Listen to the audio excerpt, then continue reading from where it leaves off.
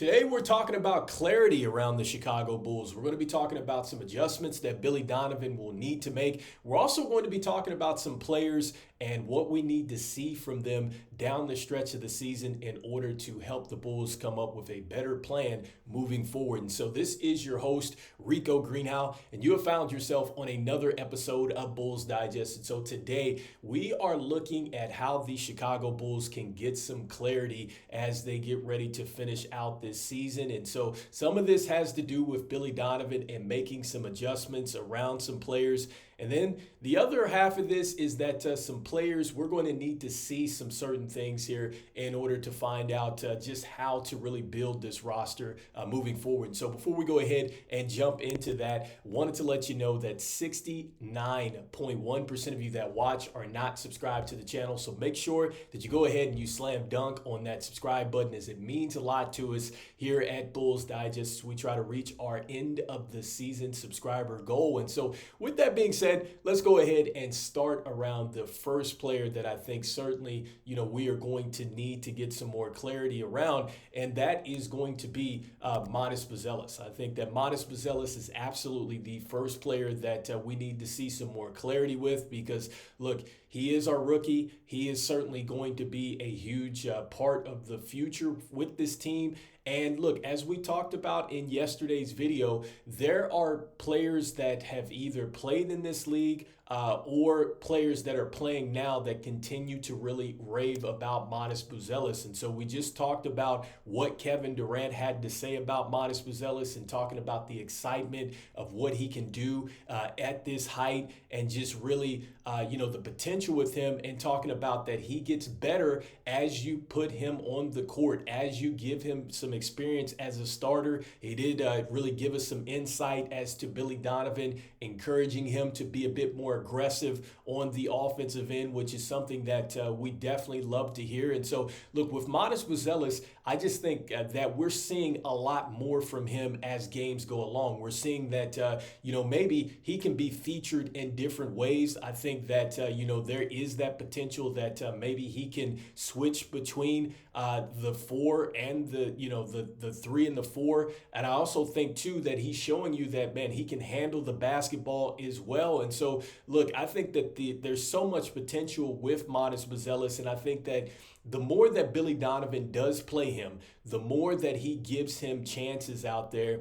I think that is the more that we just kind of get out of the way of the unknown, and then now we can start to really place different pieces around Buzelis. And I think you can also start to think about ways in which you want your offense to be constructed moving forward. Because, look, there is no more Zach Lavine. There's no more DeMar DeRozan at this point in time. Yes, we have Josh Giddey. But, look, if Buzelis turns into an absolute scorer, which I think he can very soon, then you're going to have to find ways to really start to utilize him best in order to maximize, this team. And so, look, I know the numbers right now are at 6.5 points a game, 2.9 rebounds a game, 43.8% from the field. But there's so many things that he's doing well when he's given the opportunity, because I've talked about that he's had 9 out of his last 10 games have been double digits. So when you give him just the free range to go out there and just play with the starters, he's shown ways to get the ball in the basket, whether it's knocking down three-point shots, whether it's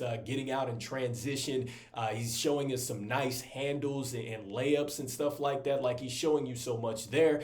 And defensively, which is one of the things that I think people were a little worried about coming in with him, because he didn't necessarily have the strength.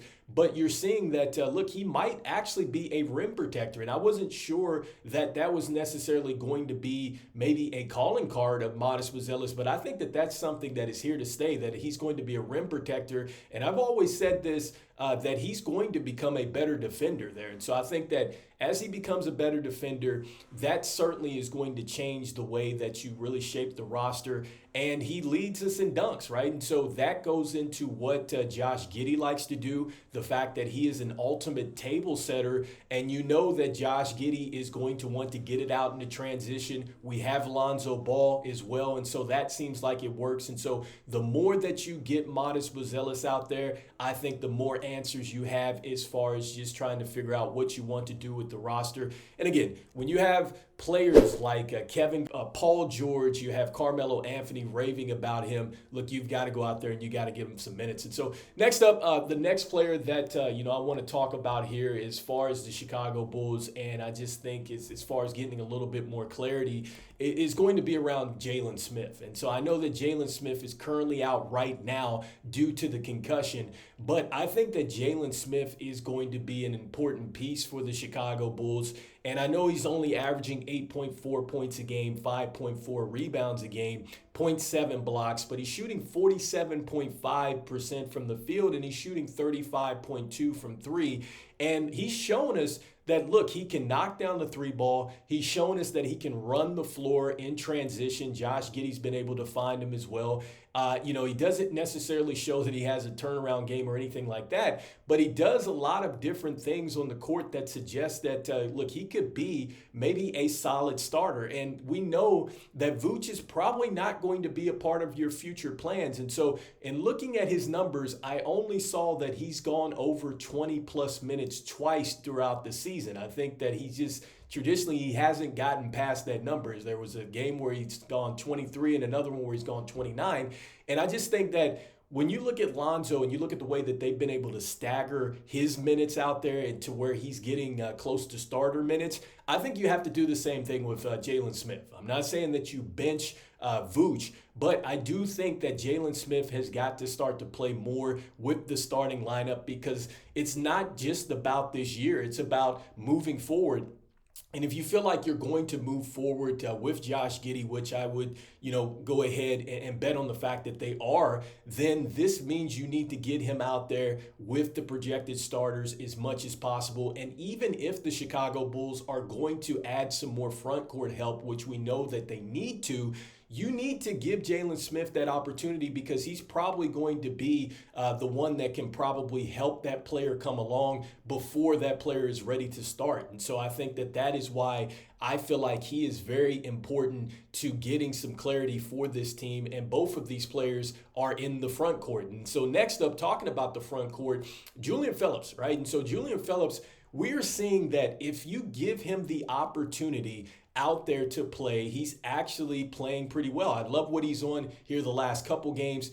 The game against the New York Knicks, he had a line of 12, 6, and 1. He was +7. This last game, he was 9, 3, 1, and 2. And he also had a block shot as well. And he was a plus because he was at 0 in the plus-minus box score. But more importantly, though, you get a chance to see that, look, he caught a nice little pass from Giddey, and he dunked it. And so you see the athleticism out in the open floor. And you're also seeing that he can become a corner three-point specialist, right? And so I do love that about Julian Phillips. And so with his athleticism, with his ability to defend and the energy that he brings, look, you have got to play him some more too as well, because I think you get some more clarity as far as, maybe kind of getting an identity with this team. And it's a shame that he starts to get minutes when Patrick Williams goes down. And I think that this comes down to some of the frustration that I think that we have as fans, because why does Billy Donovan not make these adjustments? And why does it come down to a player having to be injured for you to do so? I mean, look, the team is not going to win an NBA championship right now. Bottom line, you have got to make those adjustments. And so anyway, let me know in the comments what you think about this with Jalen Smith, Modest Buzelis, Julian Phillips, and these players having to start to get some more run in different situations to help this team get some clarity. Because I think that as we continue to really address the front court, I think the back court stuff is going to figure itself out, because I really do like what we are seeing from Josh Giddey here over the last couple games. Look, he's had back-to-back 20-point performances here. I believe that is the second time now in a Bulls uniform, so that is good to see. And so I think that you're seeing him become a bit more aggressive down the stretch, which you love to see that since Lavine has really exited. And so, I think a lot of these players that I've mentioned have shown that they can really play well alongside of him. The backcourt is a situation that the Bulls will have to continue to work out, but this front court is going to be very important. So let me know in the comments what you're thinking. I just want to thank everybody for watching the content, and make sure you hit that subscribe button. And as I always say, go Bulls, and we'll see you on the post game. All right, peace.